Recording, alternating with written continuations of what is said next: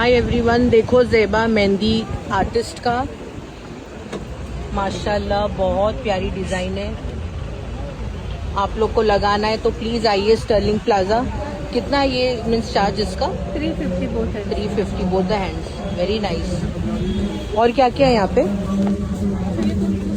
ये sugar water है अच्छा हमारा, और ये नीलगिरी है। अच्छा, ये हमारा होममेड फोन है नेल्स का, वेरी नाइस। और ये हमारा होममेड है फोन।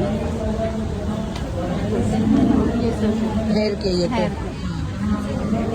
तो आपकी जो भी चॉइस रहेगी वो ये बताते हैं। आप उनको लाके बताओ फोटो, और ज़ेबा आपको लगा के देंगे, राइट? इंशाल्लाह इंशाल्लाह अच्छा लगाएंगे। बेस्ट हमारा हाँ, पहला एक्सपीरियंस है मीरा रोड में। ये जो क्लाइंट है इनको अपनी चॉइस की चाहिए मेहंदी, तो वो अपने फोन पे मुझे से ऐसा बता बैक रहे। साइड में चाहिए। जी जी हाँ। वेरी तो नाइस। कैसा चार्जेस?